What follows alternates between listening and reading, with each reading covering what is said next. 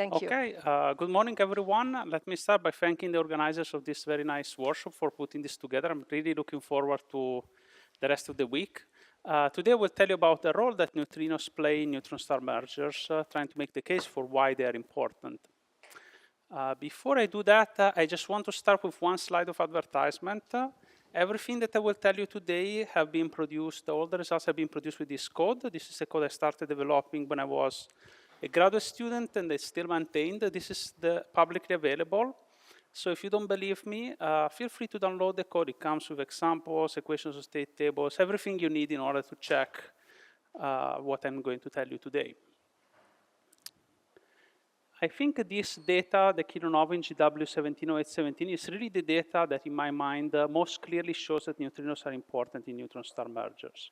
Why? Because this data, the kilonova, had what we think are two components. There was a first component that peaked a few hours after merger, and the second component that peaked later on.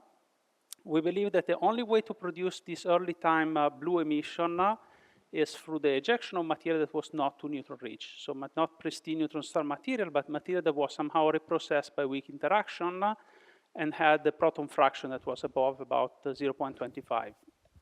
So the very fact that we saw this kilonova implies that neutrinos played an important role in this neutron star merger, at least. So this is a simulation that shows what we think happened for this event. So what I'm going to show you here is a color code. This is the proton fraction of the material, Ye. Blue is very neutron-rich material, so pristine neutron star material. Green, yellow, red will be less neutron-rich material. Somewhat confusingly, the green, yellow, red material is what will power what we call the blue kilonova, while the blue material will power what people call the red kilonova. So there is some color inversion here.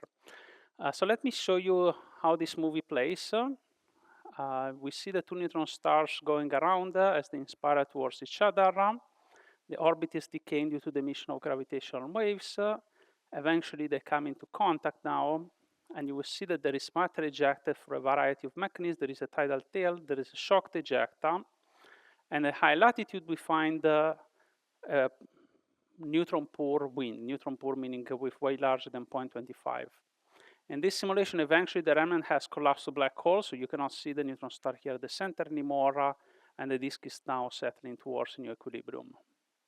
This doesn't really play too good for zoom. So let me show you two stills from another simulation, but they show similar results. So what you see here is a cut in the meridional plane at a fixed time for one binary neutron star merger, and again I'm plotting the proton fraction.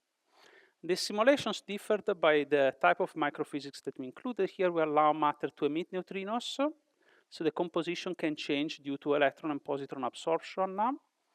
Here we also include the absorption of neutrinos. Immediately you can see that there is a huge difference.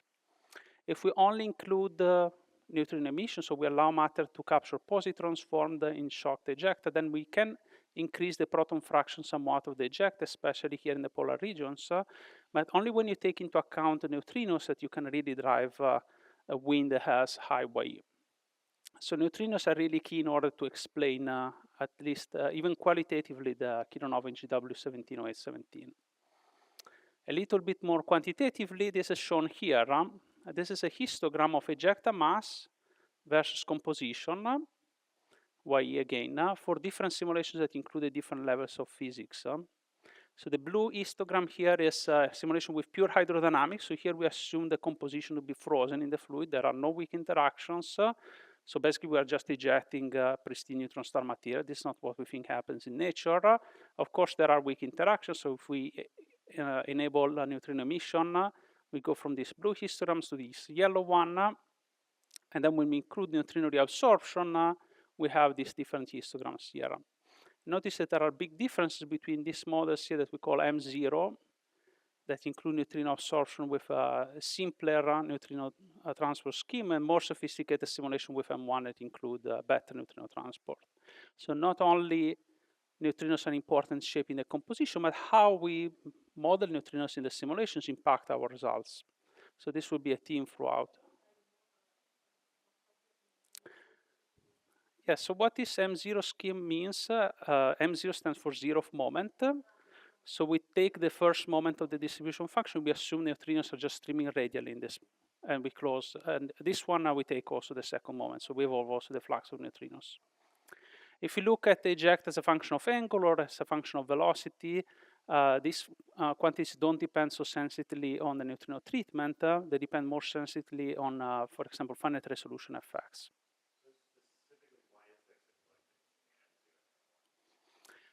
That's an excellent question. I will show it to you in a moment, why there is such a significant difference between M0 and M1. We understand why.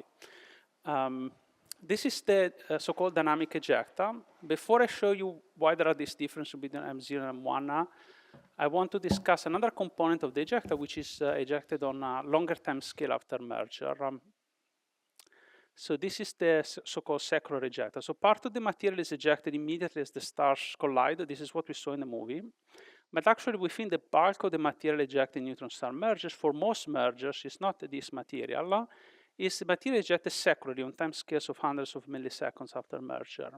There are two main mechanisms to produce this ejecta. One is a spiral wave wind. This is what you're seeing here. This is a plot of the density contrast on the orbital plane around the merger remnant. So we see in our simulation that if the remnant doesn't collapse to black hole, the hypermassive neutron star is deformed. There is a so-called T over W instability that occurs inside of the remnant. The remnant is deformed, so it has a non-axis symmetric gravitational potential, and as it rotates, this generates waves in the accretion disk. These waves transport angular momentum out, and so they power an outflow. And this is what you see here, the integrated mass ejected for a bunch of simulations for which we saw this mechanism. When the remnant collapses to black hole, the spiral wave wind terminates, but further mass ejection can occur on even longer time scales of a few seconds due to the viscous spreading of the disk. So after you have a black hole surrounded by an accretion disk, in order to accrete part of the material, you have to get rid of angular momentum. So at least a portion of this material needs to be ejected to be able to conserve angular momentum. So these are the two main mechanisms for mass ejection. So now going back to Luke's question of why there are differences between M0 and M1.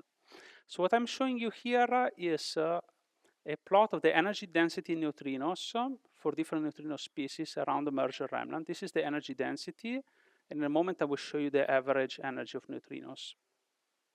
So we see that because of the geometry of these systems, most of the neutrino radiation is focused in the polar region, while material that is ejected, say, along the orbital direction is shielded from direct neutrino radiation from the disk. This is even more clear if you look at the average neutrino energy. This is the average neutrino energy for the NUI bar, and the heavy lepton neutrinos. So what you see here is that if your material is being ejected in the polar direction, it's irradiated directly by neutrinos coming from the hot remnant neutron star, while material ejected along the orbital plane is shielded from those neutrinos. Instead, is irradiated by neutrinos that are reprocessed by the accretion disk. This is why these neutrinos have a lower average energy. And of course, the neutrino cross-section depends very strongly on energy. So not only the total neutrino luminosity here is lower, but the energy is also lower.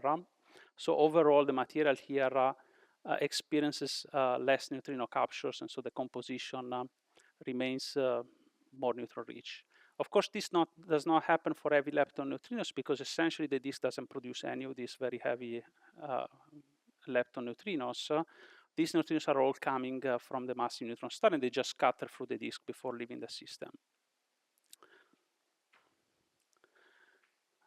So what we see, going back now to the question why we see these big differences between M0 and M1. So what M0 is assuming is that it's only taking into account the neutrinos coming from this remnant neutron star. It's not taking into account neutrinos coming out from the disk. So in the M0 scheme, we only allow neutrinos to propagate out radially from the center out. So we neglect neutrinos that would be, say, emitted here and focused towards the polar region.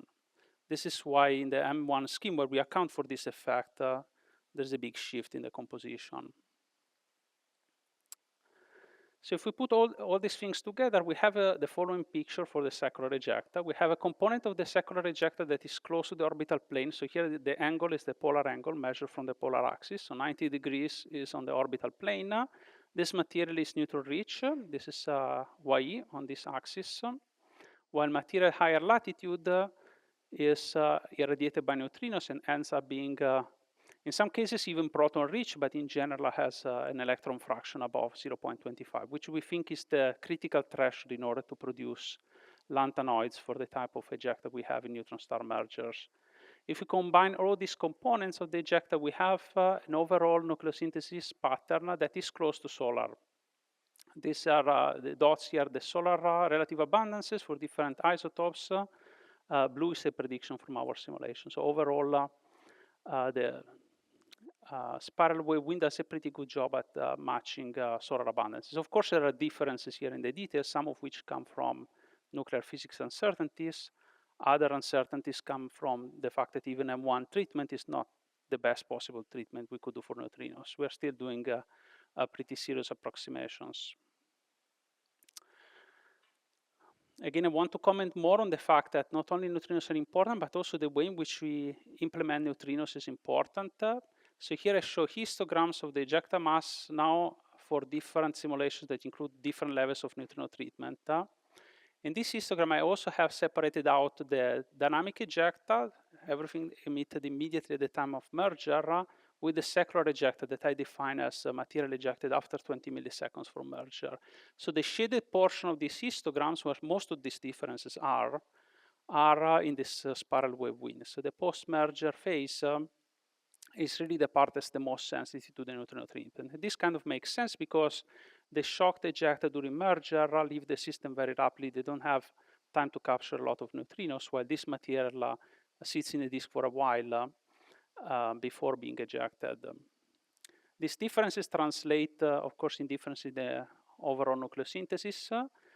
The differences are not enormous, mostly because at this point we are mostly shuffling material from, say, Y.35 to Y.5 when we switch from M0 to M1. So this means that we don't change by a lot the ratio of our process elements between the first and the second and third peak. However, the details of the yields, of course, depend very sensitively on how this material is distributed. So there is work that needs to be done there in order to better understand nucleosynthesis yields from mergers. Now, the second part of my talk, I want to tell you about the role that neutrinos have in the dynamics of the merger itself. Before I do that, I need to introduce some background. And I want to tell you about the post-merger gravitational wave signal. This is something that we are after with next generation gravitational wave instruments, such as the Einstein telescope here in Europe or Cosmic Explorer in the US. What you can see here is the gravitational wave signal in the post-merger from a binary neutron star merger simulation. This is a simulation by Andy Bauswine. And what you can see is if you take the Fourier transform, you will find that the merger signal has a characteristic peak frequency. This is sometimes called F peak or F2 in the literature. This has been known for a while, and there are many ideas about how we can use this F peak to learn about the equation of state of neutron stars and so on. There are many ideas in the literature. To give you an idea of something that we have done in this area, for example, I want to show you results from a paper that was led by Matteo Breschi. What he did is he measured this F peak frequency from a large set of simulations that we have run in our collaboration, and then used this frequency to construct an effective Keplerian radius that's made dimensionless using the total mass of the binary M, and plotted this against the maximum density achieved in a neutron star according to the same equation of state. So of course, different simulations will predict different F peak. Even for the same equation of state, you will have a different mass and you will have a different F peak. But overall, they all lie on in a very tight band. So this suggests that if we can measure F peak, we can measure this quantity here. The masses will be very well measured from the in-spiral, and then we can learn something about rho max. How do we use this? This is shown here on the right.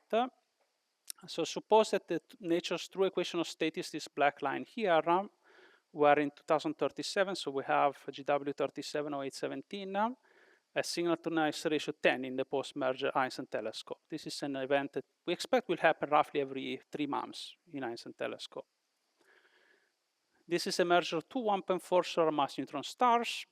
So if you just use the in-spiral data, the tidal deformability, we are able to rule out a large chunk of equations of state, and we go from this gray region to this orange region here. Now, if we fold in information about the post-merge, we can shrink the uncertainty even more, and in particular, we can constrain the equation of state at very high density. So looking at the post-merge gravitation wave signal is very exciting because it allows us to learn about the equation of state of matter at very extreme densities, even above those reached in the neutron stars before they collide. So what have neutrinos to do with any of this? Well, there is a potential issue with all of what I have just said, which is all of the simulations that were included in the FIT, all the simulations that were used in the literature so far, assume that material in neutron star mergers is a fluid, it's an ideal fluid. There is no viscosity, there is no heat transport inside. But already Mark Halford and several other people have pointed out that neutrinos and matter are not in thermodynamic equilibrium during the merger phase. So as a whole, the system doesn't behave like an ideal fluid. There could be dissipative effects, in particular bulk viscosity, that completely spoil this picture. If bulk viscosity is very strong, it would suppress oscillations. There would be no gravitational wave signal to observe, and so we are in trouble. So this is something that has been fiercely debated in the literature in the last few years. I want to tell you what are our conclusions at the moment. Before I do that, I want to explain why we think neutrinos can give rise to viscosity. So imagine you have a box of hot neutron star material. There are neutrinos inside, but mostly electrons, neutrons, and protons. And you have a way to compress and decompress this material, say, with a piston. Now, there are a few possibilities. Possibility number one is you compress and expand material very quickly compared to the weak equilibration time scale. So you have a very fast engine. Then what happens is effectively the ratio of neutrons to protons remains constant throughout this process. So as you move, say, from point A to B, so here you're expanding the material and compressing it back, the composition stays the same, the temperature changes, but overall this is a process that's completely reversible. So no entropy is generated, no bulk viscosity. If you proceed very slowly, so you do a very adiabatic compression and expansion cycle, at every single time you will have a different composition of the material will have time to equilibrate, but because this is an adiabatic process, again, you don't produce any entropy. This is a fully reversible process. On the other hand, if the reaction time scale and the perturbation time scale are comparable, what can happen is that, say, you start from this point A, you do an expansion of the material, and you go back. In the time you have come back, the material didn't have quite the time to re-equilibrate, so you end up with a slightly different composition. You're out of equilibrium, so your pressure is higher. And now, of course, if you have area inside of this loop, you are doing work against the system, so this is the origin of the bulk viscosity. This is something that we understand very well. For example, in certain classes of massive stars, something similar happens with the nuclear burning rate that can actually enhance oscillation, so it effectively have negative bulk viscosity. But in the case of neutron star merger, the expectation is that bulk viscosity will have a dissipative effect. So we have investigated this recently in a paper that was led by Pedro Espino, who was a postdoc, an NTS fellow at Penn State until last year. By performing simulations with M1 neutrino transport, in which we don't assume matter and neutrinos to be in equilibrium. So we can actually check whether things go into equilibrium or not and over which time scales. So what I'm showing you here is a plot of the ratio of the neutrino equilibration time scale to the hydrodynamic time scale. This is about 3.5 milliseconds after merger for one particular binary. We have done many such simulations. They all look similar qualitatively. So we find there is a very extended region in which neutrino equilibration time is very short compared to hydrodynamical time. So you are in this regime in which everything is adiabatic. There is a regime in which weak reactions are very slow. So basically composition is frozen. And there is, of course, an intermediate region. So there are regions in which neutrinos and matter are out of equilibrium. An equivalent, but not quite equivalent, but a similar way to quantify this is to look at the chemical imbalance. This is the difference between the chemical potential of neutrons, protons, and electrons, and nu bar if we also include trapped neutrinos. So this is the chemical potential difference that is relevant for the beta decay. If we neglect the inclusion of trapped neutrinos, we find the matter is essentially everywhere outside of thermodynamic equilibrium during merger. And so some studies in the past basically looked at similar plots and concluded that things are out of equilibrium. We should expect very large bulk viscosity. But actually, when you take into account the fact that there are neutrinos, we find that everything is at equilibrium. So the problem is solved? Not quite. There is one subtlety here, which is that this blue region where you saw the equilibration time here of neutrinos being very large is not really a region in which the composition is frozen. Instead, what is happening, these are basically the cold cores of the original stars that are merging. You can see here in this contour line of density. These are still cold, they are not shocked yet.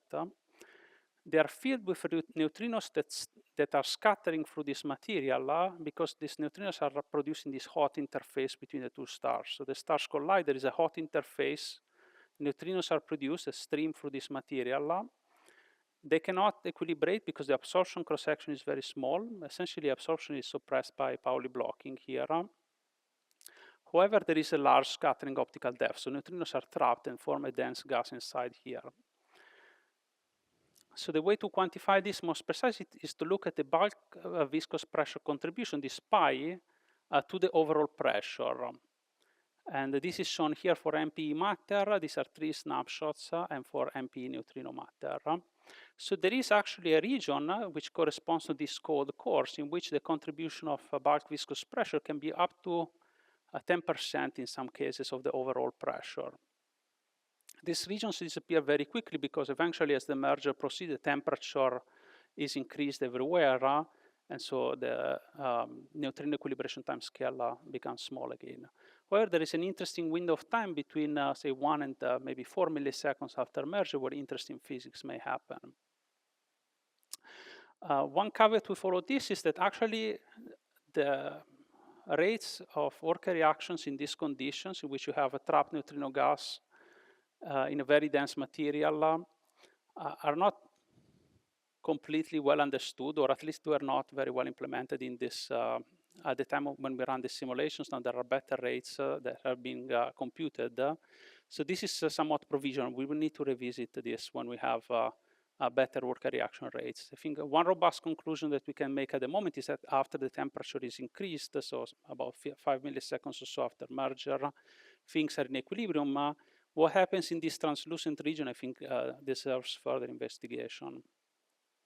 I want to show you yet one more plot of the same binary.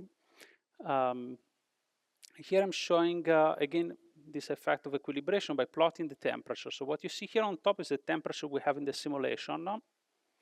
At the bottom, the temperature that we would have if neutrinos and matter were in thermodynamic equilibrium. And as you can see, almost everywhere these temperatures are identical because things are in equilibrium, but there are these regions that our code predicts are very cold because matter there is cold, but they are filled with high energy neutrinos. So these regions would like to increase their temperature. This is the origin of the bulk viscosity, the scattering inside of neutrinos with matter.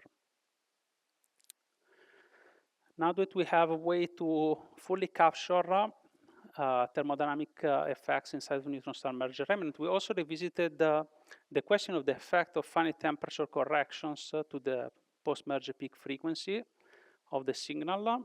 So basically what we did, this was a work led by Jacob Fields, a graduate student at Penn State. He ran simulations that had identical zero temperature equation of state, identical initial data, and only changed the effective mass parameter in the equation of state. In our equation of state, it only controls the heat capacity of matter. So if you set this number to a large value, you have a high heat capacity. The overall temperature after merger is lower, which means you have lower pressure support, lower pressure support after merger. So you reach higher densities here. If you increase this number, you reach higher temperature, so you have higher pressure, and so you reach lower compression levels. So this is shown here, the effect for the central density, as well as for the gravitation wave signal. So you don't see anything before merger. Here's 0 milliseconds is the time of merger, then things start to deviate. On the right, I show you the gravitation wave spectra. The dashed line, this is the data from our simulation, the simulation with M star 055 to 095. Then what we have done is we have assumed that we observe this, again with Einstein telescope, signal to noise ratio 15, which is not very high. We expect with Einstein telescope to see many of these events. And then we use the model that was developed by our collaborators in RPMW, which is a machine learning model that tries to find and identify the spectrum of the signal in the post-merger. And you can see that this model, this is the solid line and the contours, is able to recover the difference between these different simulations. And if we look at the peak frequency itself and the error bar that we estimate on the peak frequency, they are quite distinct. So this is an effect that will be measurable with next generation detectors. So we have an interesting avenue to constrain finite temperature effects in the post-merger in the future. Yeah. So basically this one enters, so the question is what is the effective mass parameter? So this is the mass that enters the kinetic term in the Hamiltonian in the equation of state. It's not the effective mass parameter of, say, relativistic mean field theory. This is, so this is what only controls the heat capacity. It doesn't control the zero temperature properties of the equation of state. So that's a great question. Last thing I want to tell you is we have run also simulations to look at the structure of the remnant neutron star formed in mergers, and we compared it to the structures of proto-neutron stars formed in core collapse supernovae. And we found a few interesting things which are highlighted here. So what I'm showing you here is azimutally averaged entropy and angular velocity along the radial direction. This is on the orbital plane, so rho is the cylindrical radius if you want.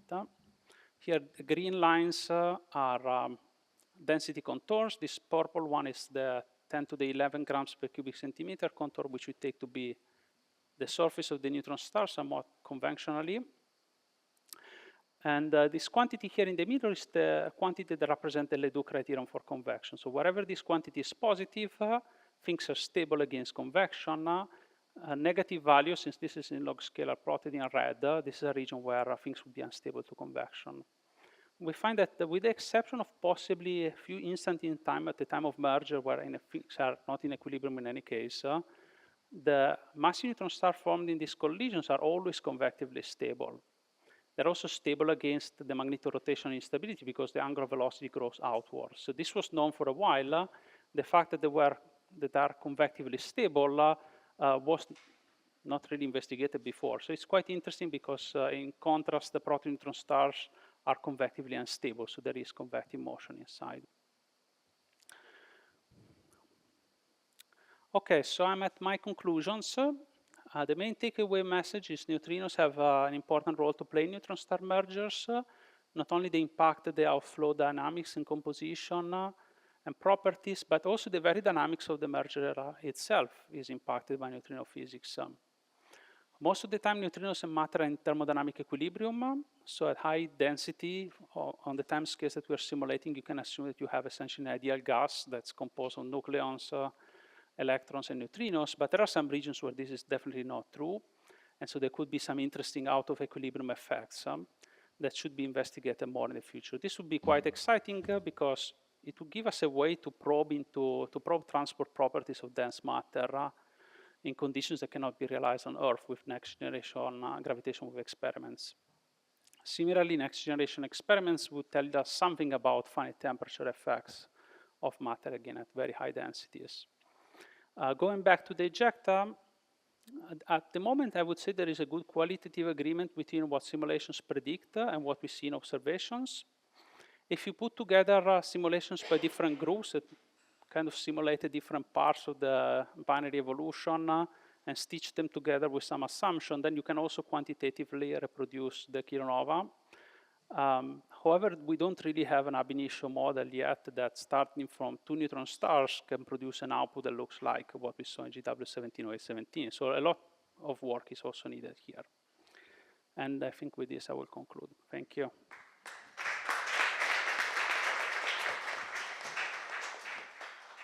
Thank you very much for the very interesting talk. Time for questions and comments. The microphone. Oh, okay. Yeah. What is the... Okay. So thanks a lot for this interesting talk. My understanding is that during your calculations, you were having more impact on neutrino flavor conversions, right?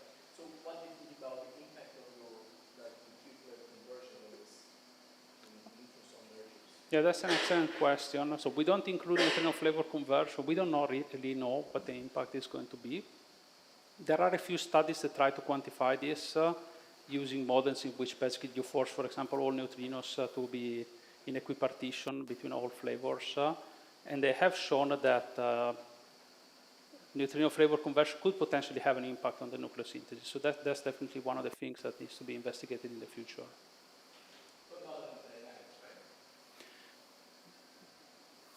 We don't really know. We don't necessarily expect that they will impact the dynamics, but we cannot exclude that either because we haven't simulated it.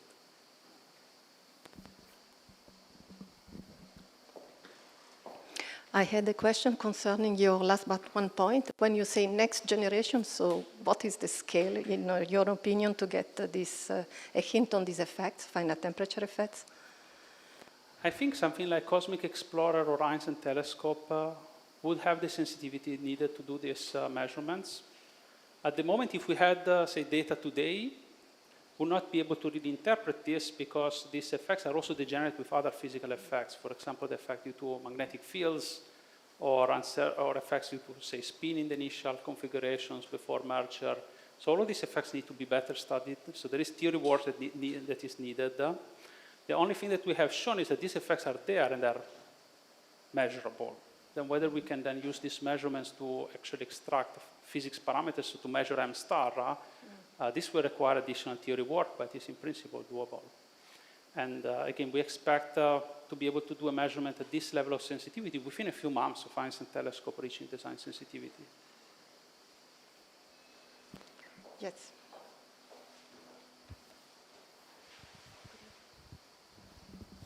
So I didn't get the, what is the source of this finite temperature effect? So there can be many effects, right?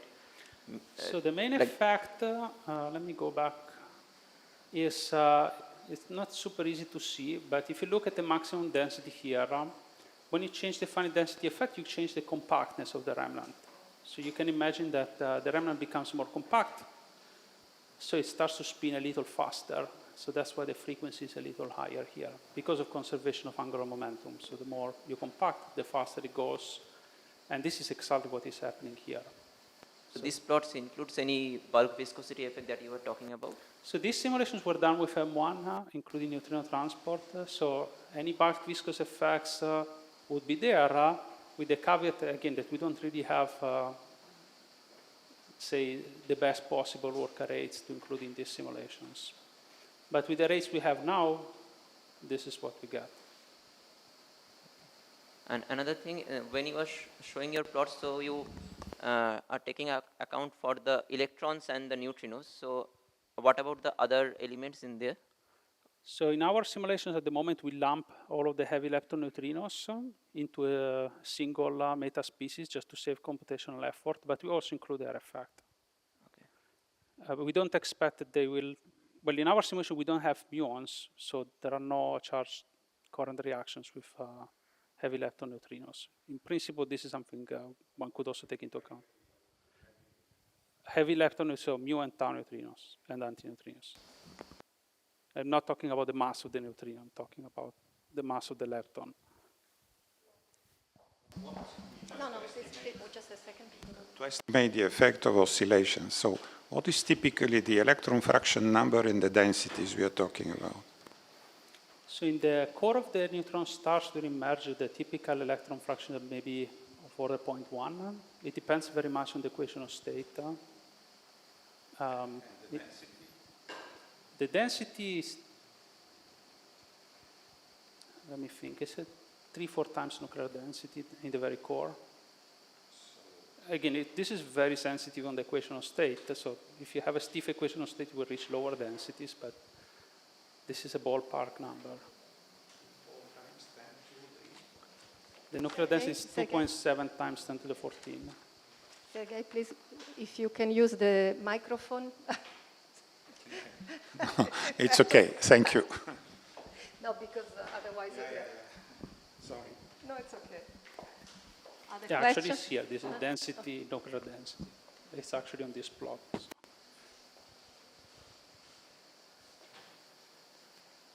Other questions or comments? There is time for discussion. No? Okay. If not, let us thank David again. Thank you.